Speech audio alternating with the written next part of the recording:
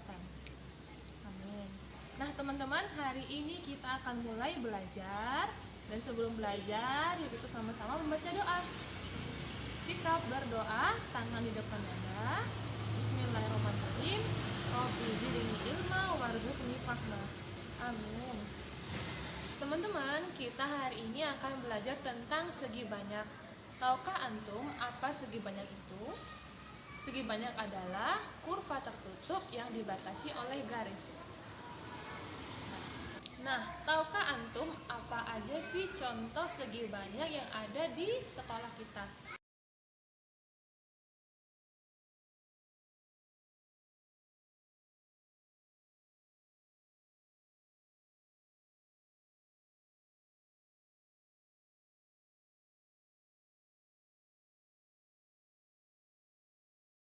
Teman, manfaat dari segi banyak adalah untuk membantu kita menciptakan suatu bentuk yang kita inginkan. Nah, sekarang kita akan mengisi diagram Fryer tentang segi banyak, yang terdiri dari definisi, ciri-ciri, gambar segi banyak, dan bukan gambar segi banyak. Pertama, definisi segi banyak, atau artinya ya, seperti yang telah sampaikan tadi, segi banyak adalah bentuk tertutup yang terdiri dari garis lurus. Kemudian, contoh dari segi banyak, bisa antum lihat, ada segitiga, segi 4, segi 5, dan lain-lain.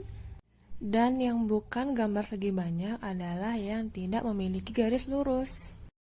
Dengan melihat gambar tadi, kita bisa mengetahui bahwa ciri-ciri segi banyak adalah sisinya berbentuk garis lurus, bentuknya tertutup, dan paling sedikit memiliki 3 sisi.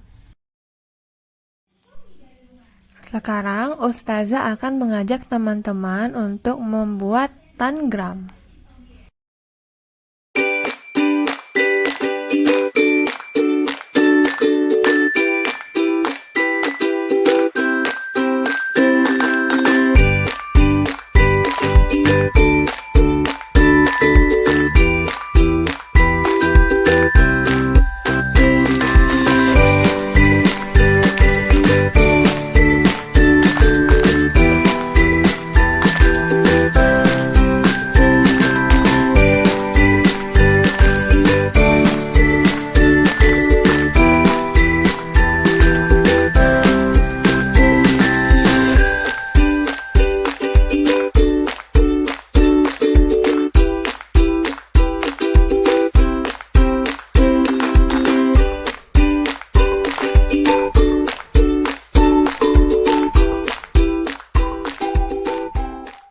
Nah teman-teman, tadi antum sudah belajar tentang tangram. Nah teman-teman, apa saja ya bangun datar yang ada di tangram tersebut? Iya, yang pertama ada persegi, kemudian ada juga jajar genjang, dan yang ketiga ada bangun datarnya segitiga.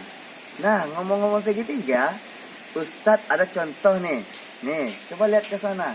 Itu merupakan bangun datar bentuknya segitiga teman-teman.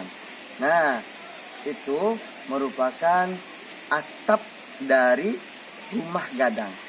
Antum tahu teman-teman, rumah gadang itu adalah rumah adat orang Minangkabau.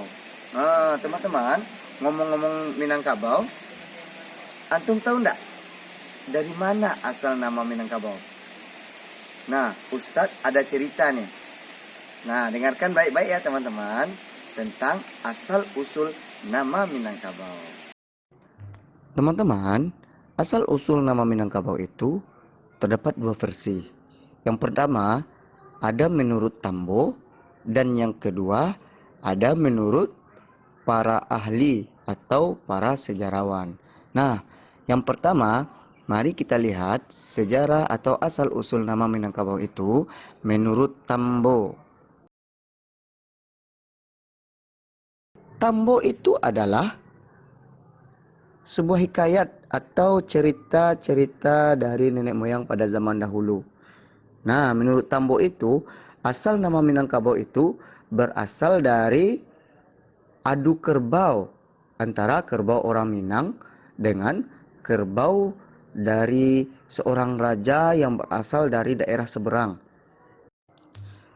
Raja tersebut ingin menguasai daerah kekuasaan orang Minang ini, teman-teman. Namun, orang Minang itu tidak ingin terjadi perperangan atau pertumpahan darah. Lalu, dikatakan sama kepada raja bahwa perperangan itu diganti dengan adu kerbau. Dan raja tadi menyiapkan kerbau yang begitu besar, yang tanduknya panjang.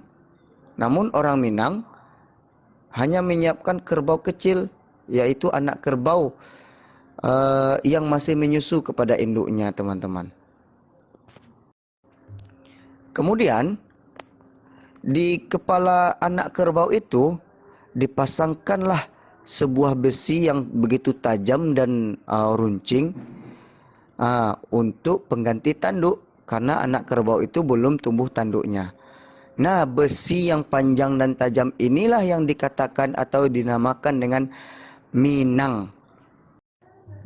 Nah, teman-teman, dari situlah dikenal nama Minangkabau, yaitu kata Minang yang berasal dari kata besi yang dipasang di kepala kerbau. Besi yang runcing dan tajam yang dipasang di kepala kerbau. Itulah asal-usul nama Minangkabau menurut Tambo. Ada juga, teman-teman, nama Minangkabau itu berasal dari kata Manangkabau, yaitu Manang artinya menang, Kabau artinya kerbau. Dengan artian kerbau kecil milik orang Minangkabau menang melawan kerbau besar milik seorang raja yang berasal dari negeri seberang. Nah, itulah asal-usul nama Minangkabau menurut Tambo. Nah, teman-teman, yang kedua yaitu menurut Profesor van der Tuk. Adalah seorang profesor yang berasal dari Belanda. Dia mengatakan bahwa Minangkabau itu berasal dari kata Pinangkabu yang berarti tanah pangkal atau tanah asal leluhur. Nah, pernyataan dari Profesor van der Tuk ini juga didukung oleh pernyataan dari Thomas Stanford Raffles.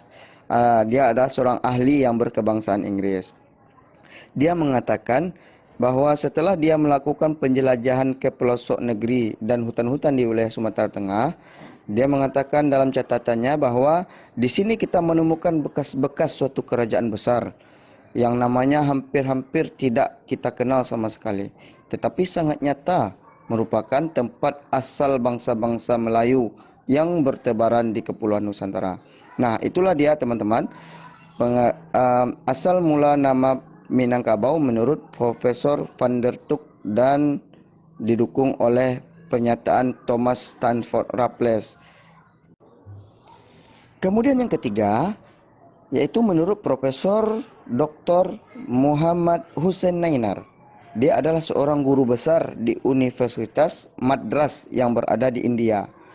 Menurutnya, kata Minangkabau itu berasal dari kata Menonkobos. Menonkobos itu berarti tanah mulia atau tanah murni. Dianggap sebagai tanah murni atau tanah mulia karena daerah ini juga dianggap sebagai tempat asal para leluhur orang-orang Melayu.